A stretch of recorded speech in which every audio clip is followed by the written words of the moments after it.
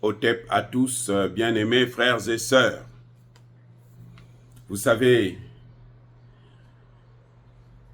comme je disais dans une de mes vidéos, William Ruto aux États-Unis est venu faire son arrogance, montrer sa naïveté diplomatique, son ignorance et sa désinformation sur la situation du Congo. Alors que chez lui-même, il y a des conflits ethniques et il y a une instabilité économique grave. Et il croit que c'est le Congo qui va le sauver. C'est en amenant le Congo sur un plat en or à la Maison Blanche que ça va changer quoi que ce soit. Non, il n'a qu'à repartir chez lui, changer. Ce n'est même pas Haïti qui va le sauver. Oui, c'est lui qui a été choisi pour aller amener son armée en Haïti. Là-bas, là, il n'y a rien qui se fera. Il y a des gens qui disent que le coup d'État au Congo, c'est un fake news. Ce n'est pas un coup d'État. Parce que ils sont allés attaquer la maison du vice-président. Oh, très bien. Les mêmes gens reconnaissent qu'il y a eu un coup d'État aux États-Unis, au palais, à l'Assemblée, au Sénat américain.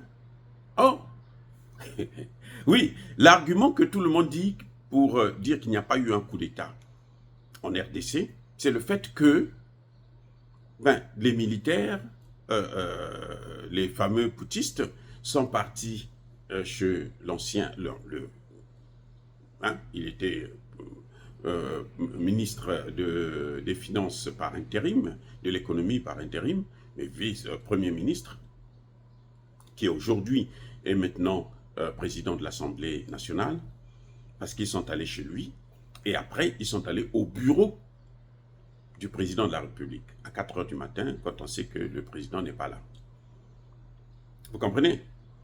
Voilà ce qui est en train de se passer. Ils disent que non, puisqu'ils ne sont pas partis directement au palais présidentiel, ils ne sont pas directement partis prendre la radio, la télévision et autres. Donc, ce n'est pas un coup d'État. Mais c'était quoi? Ah, c'est Tshisekedi qui jouait avec Corneille Nangaa. Il jouait au billes, au mayoto. Mais attendez, il y a un problème avec les Africains. Il y a un problème avec les Africains. Les États-Unis, la première puissance mondiale, en 2020. 2020 ou 2021, je pense, janvier 2021, comme ça. Là. Des individus armés ont pris d'assaut le Sénat américain. Ils n'étaient pas à la Maison-Blanche. Hein. Je vous dis, pour ceux qui ont déjà visité Washington, le Sénat et la Maison-Blanche ne sont pas très éloignés. Hein. Déjà, c'est dans la même ville, ça, Washington, d'ici. Vous comprenez? Ils ont pris d'assaut combien? Une dizaine, une vingtaine de personnes. Une vingtaine de personnes. Ils ont pris d'assaut le Sénat américain. La plupart étaient même en civil. Il n'y avait personne en tenue militaire. Ils étaient tous en civil d'ailleurs. Qu'est-ce que les États-Unis ont dit? C'est un coup d'État. C'est un coup d'État. C'est ce que les États-Unis ont dit. Officiellement, on reconnaît que c'est un coup d'État. Une tentative de coup d'État. Comme c'est en Afrique, comme on n'aime pas Tshisekedi, comme on veut vendre le Congo, même les Congolais eux-mêmes, qui travaillent bien entendu pour Kagame et pour les Occidentaux, ils commencent à poser des questions. Oh, mais pourquoi? Oh, mais ceci, oh, mais cela. Et ils rentrent dans des démonstrations qui n'ont ni tête ni queue. Le Congo vous dit c'est un coup d'État. Lui-même, Malanga, dans ses dernières vidéos, il vous dit qu'ils veulent prendre le pouvoir.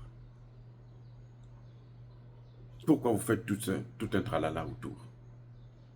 Regardez, le jour quand il y a eu le coup d'État ici aux États-Unis, là, Ils ne sont pas partis à CNN, hein. Ils ne sont pas partis à NBC.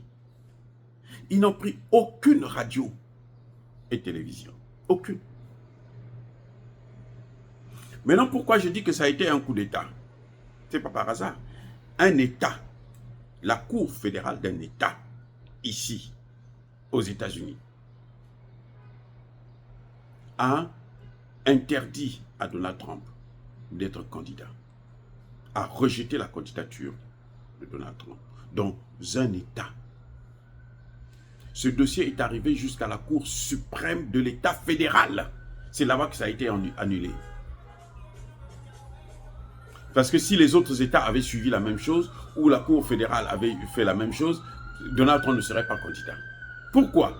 Parce que la Cour suprême des États-Unis a reconnu que c'était un coup d'État. Et que la Constitution américaine interdit à quiconque ayant participé à un coup d'État d'être candidat. Voilà ce qui avait motivé la décision de la Cour. Donc, ce qui s'était passé, c'était, je pense, le 6 janvier 2021, quelque chose de ce genre. Ce qui s'était passé ce jour-là à Washington, c'était un coup d'État. Donc, dites-moi, la dizaine ou la vingtaine de personnes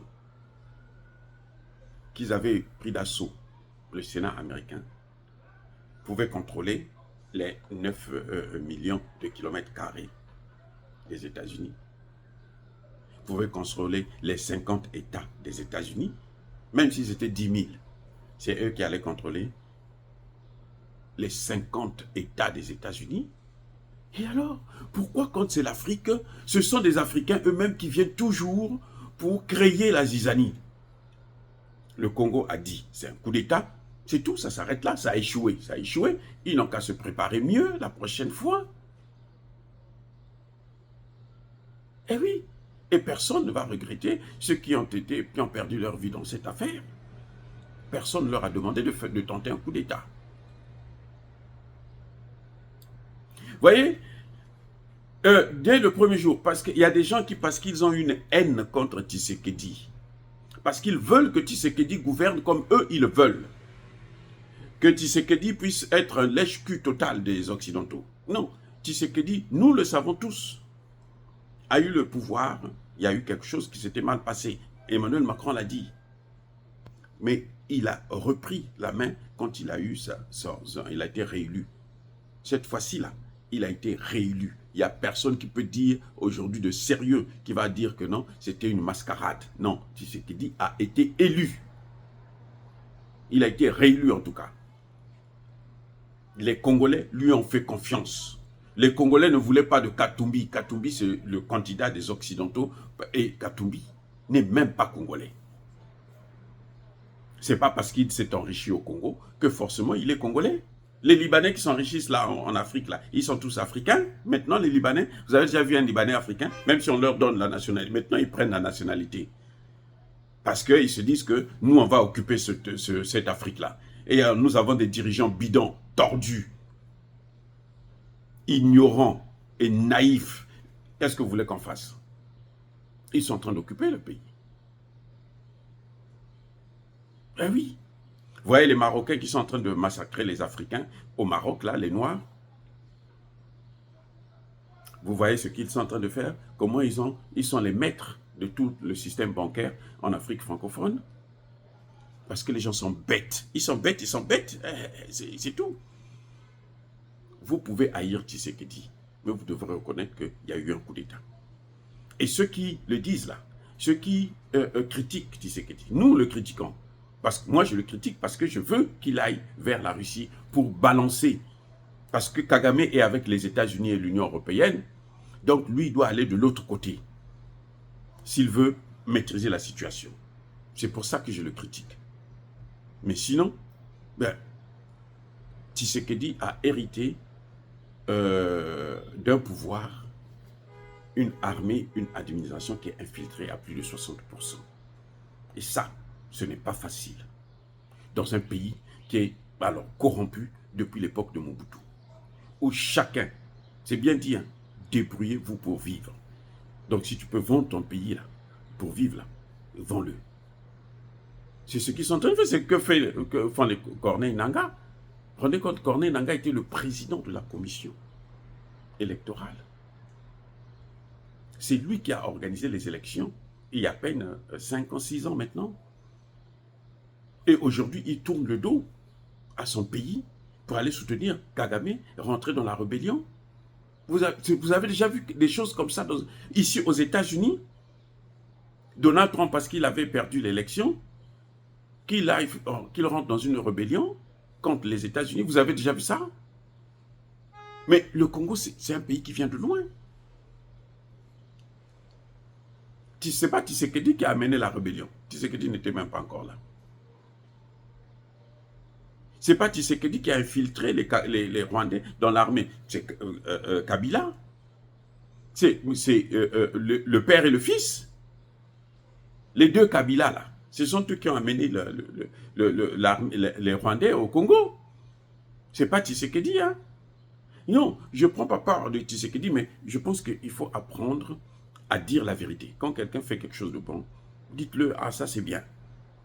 Encouragez-le pour qu'il puisse aller de l'avant. Nous savons aussi qu'au Congo, la population n'est pas très... la population est mitigée. C'est maintenant qu'on est en train de voir les Wazalendo qui sont en train de reprendre le contrôle de la situation avec l'armée, le soutien de l'armée, que de plus en plus, les Congolais commencent à prendre conscience que non, nous devons soutenir les patriotes. Mais sinon, les gens s'en foutaient éperdument. Les Congolais, mais regardez leurs stars. Regardez les stars. Fally Ipupa voulait organiser un concert là récemment à Goma, là où Kagame est venu tuer des civils dans un camp de déplacés. Après avoir joué au ballon avec Macron, il veut maintenant venir présenter un concert pour soutenir les gens qui sont en train de pleurer. Il n'a jamais chanté une chanson pour condamner Kagame. Et vous croyez que ça, ce sont des stars? Vous croyez qu'avec un pays comme ça, c'est facile de s'en sortir? Mais on ne peut pas s'en sortir avec des gens qui sont complexés, ignorants. Ignorants complètement. Une communauté internationale. Vous voyez, je vous ai dit, William Ruto, il vient aux États-Unis, invité pour venir traiter du dossier haïtien. Lui, il met sur la table le dossier congolais, alors qu'il n'est ni de loin ni de près rapproché à ce dossier, sauf que lui, il fait partie, lui et Kagame et Museveni, ce sont eux qui sont en train de détruire la RDC pour le compte des mêmes Occidentaux. Donc, nous sommes dans une situation qui est spéciale. On n'a jamais vu ça dans le monde. Et ça, vous trouvez ça qu'en Afrique, des gens qui préfèrent sacrifier leurs frères pour le bonheur, même pas leur bonheur à eux, mais pour le bonheur du voisin, d'un étranger. C'est incroyable. Ce n'est qu'en Afrique qu'on voit des choses comme ça. Ils sont tous là, tous les chefs d'État africains. Ils savent que si le Congo s'en sort, ça va être le détonateur du développement de toute la sous-région. Mais ils font tout pour piétiner le Congo et puis faire en sorte que les Occidentaux puissent continuer à tirer profit des matières premières qu'il y a au Congo. Alors que c'est ce qu'ils sont en train de faire depuis 60 ans et ça ne leur a jamais rien apporté de bon. Mais attendez, jusqu'à quand nous allons commencer à nous réfléchir? Oh, bien-aimés frères et sœurs, et je persiste et je signe, il y a eu un coup d'État au Congo démocratique, ça a échoué, de même qu'il y a eu un coup d'État aux États-Unis qui avait échoué. Soyez bénis, abondamment bénis par le Dieu des Kémites et par nos ancêtres évangélisés. Mais que tous ceux qui persécutent le continent africain, le pillent et le déstabilisent, qu'ils soient noirs, blancs, chinois, arabes, juifs, indiens ou qui qu'ils soient punis, maudits, foudroyés, neutralisés, écrasés, effacés par le Dieu des Kémites et par nos ancêtres évangélisés. Vive l'Afrique éternelle, j'ai dit et j'assume.